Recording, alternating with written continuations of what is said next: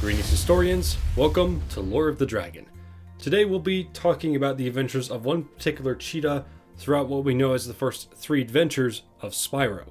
In another talk we'll be discussing his history past this time, so keep an eye out for that.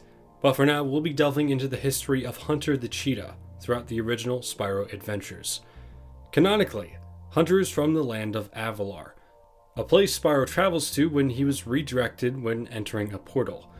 About a week before Spyro was brought there, Hunter himself, a fawn named Elora, a mole named the Professor, and multiple fairies, including one named Zoe, were observing a creation of the Professor's. A super portal, as it was put, powered by magical orbs. Its power was unmatched by other portals, being able to reach to far-off places that any other portal simply couldn't. But, while testing this, practice coordinates would need to be used to see how a live test would be. And hastily, Hunter grabbed the controls from the Professor's hands. He used it to put in a date, his birthday, as coordinates actually, 22/4/75, or April 22nd, 1975. The others told him to wait, but it was already done. The portal ignited and through it came three creatures. Two were rather large, but the third was smaller and wore a cloak. He got up, asking where he was, while Hunter and the rest stood shocked. It wasn't long before this strange creature's intent was made clear. He mentioned he would make himself king of this new land, or that he already was by just simply being there, and was rather pleased to hear, or rather smell, that dragons were not in this land. Elora told Zoe and the other fairies to grab the orbs and scatter them throughout Avalar, hoping to stop this creature from getting anything from the other side. For the time being, this new threat was stopped, seemingly, left clinging on to one of the orbs as it was being taken away by a fairy. The group thought of a way to prevent this takeover, but to no avail. In fact, it was even asked of Hunter why he didn't try to stop and chase this self-proclaimed king. However, Hunter retorted and said that he overheard that this new individual had a disdain for dragons apparently. So, the thought arose, could they, and if so, how would they get a dragon to stop this threat? Then, the professor explained that they could redirect a dragon via portal, which would have to be done in a place such as the Land of Glimmer, an area apparently known for being in portal range of the Dragon Realms, or in portal range of known dragons. And now, with the plan made, they set off for Glimmer. A week later, Spyro was redirected to Avalar to fight this threat. At first, Hunter was frightened, after hearing from a book what a dragon was like. However, when he saw Spyro for the first time, he scoffed, mainly at the size of Spyro. Immediately, they were at each other, but before they could continue, a fireball came from behind them. The portal used to bring Spyro to Avalar was destroyed. Elora told Spyro that she didn't have time to explain what was going on, other than that this threat's name was Ripto. But she did give Spyro a guidebook and told him to meet them at Summer Forest. While Spyro worked his way through Glimmer, Hunter and the others departed for Summer Forest. And while Hunter was a little late due to getting lost, he made it on time to meet Spyro and Elora. It would be here that Elora would hand the task of fending off this threat called Ripto and collecting magical artifacts across Avalar to Spyro. Hunter was rather upset, but Elora pointed out that Hunter couldn't really even keep track of his own shoes, let alone magical artifacts. So Spyro set off, and Hunter, despite their uneasy relations at first, would help throughout Spyro's adventure through Avalar. In certain areas, he would drop items for Spyro, but other times he would just be stuck in a rock and need a potion from an alchemist to release him.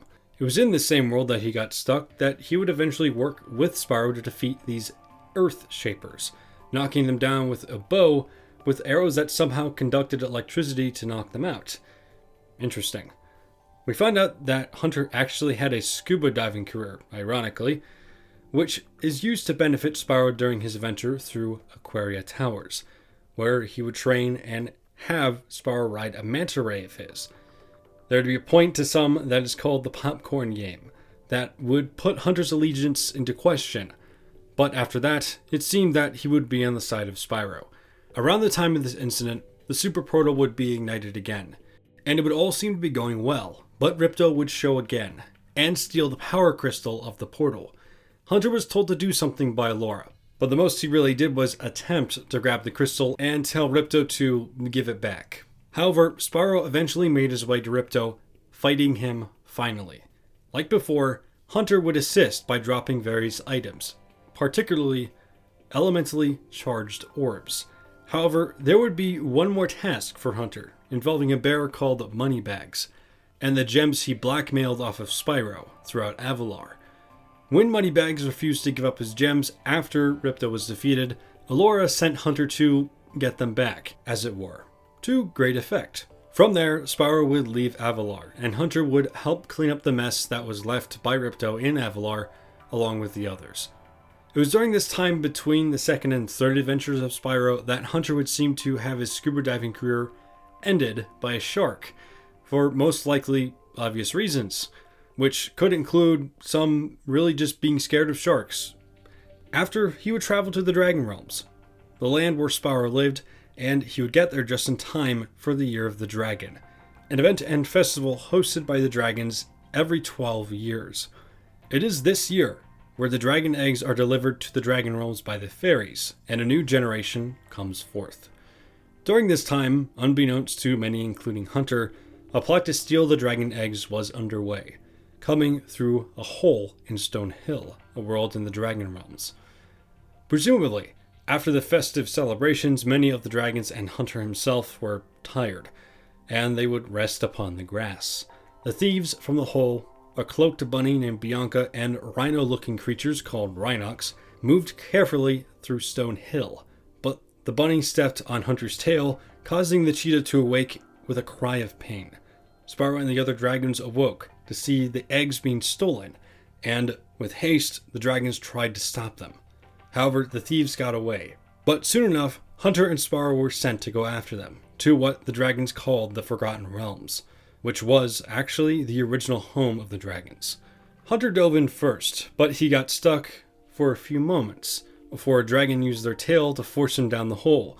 Spyro followed soon after, and the third adventure would begin.